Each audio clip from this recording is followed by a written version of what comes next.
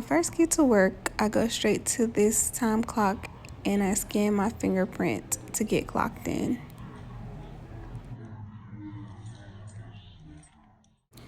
After counting with the nurse that was there for the morning shift, I will look over my cart and restock everything that I may need for my shift, and I'll log into my computer to see my assignment for the day. Once I've reviewed my assignment for today, now I can start preparing my meds so that I can pass them. I like to do this as soon as I get to work so it won't be a task hanging over my head. Since I've been working at this facility, I can get through my med pass pretty quickly, but when I first started, it would take me over 2 hours to get meds passed to everybody.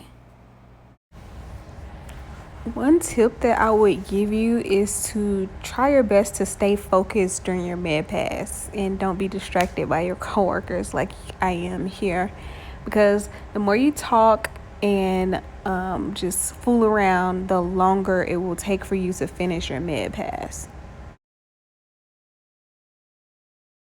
This is my work area. All my medications and eye drops, anything you need is stored on the cart. This is my computer that I use. You need water, pill crushers. These are some of the supplies that we store on the cart. Liquid medications, all the over-the-counter meds. We also have their personalized meds. This drawer holds our supplies for our diabetic patients. This is just an example of what the assignment looks like for the day, and the medications on the screen tell you what that particular person needs. This is the bubble pack that we pop our meds out of. Now, depending on where you work, sometimes you may have to do wound changes or dressing changes, I should say. It just all depends on the facility that you work at and if you have a wound care nurse that's always available. So I work on the weekend, and so that's why I have to do it. This is our med room. It's where we keep emergency boxes and kits, backup supplies for all of our over-the-counter medications. We have IV kits and things like that we may need urgently. So this is like where you would come if you ran out of any medications on your cart, or if there's any supplies that you need for one of your patients. Now, once you've done passing all your meds and any treatments that you have to do, then comes my least favorite part, which is charting.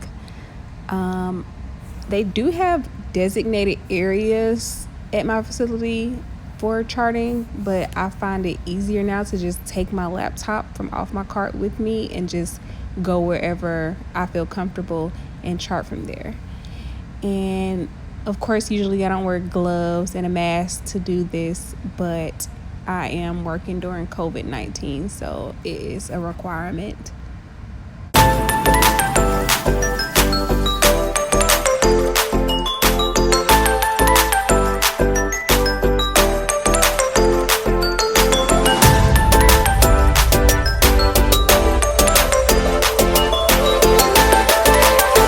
So this is just an up-close look of what the screen looks like when you're charting.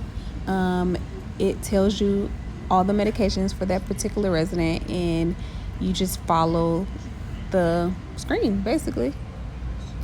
This is some of the assessments that we would have to do, and this is a drop-down menu. You scroll through for whatever type of charting that you are doing. This is an example of skilled charting and some of the tasks that you have to do for that assessment. It can be very tedious sometimes, but it's necessary for skilled patients. This is an example of a progress note that you would have to make for any resident that is considered skilled or anyone who has any type of change in condition.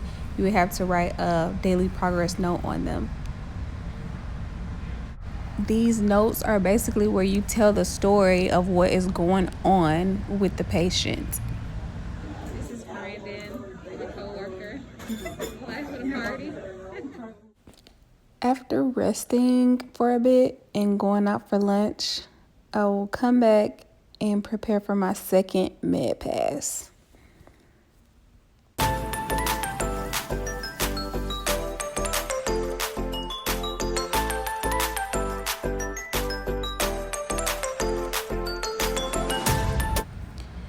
So here I am again charting after my second med pass. I usually have 2 every time I go into work.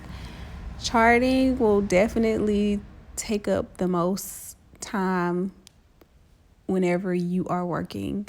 The longer that you work, the faster you can get through it. But charting is just one of those things that you just have to do. At the end of my shift, I will count the narcotics one more time with another nurse that is coming on just to make sure everything is correct. And then I'll head home for the night.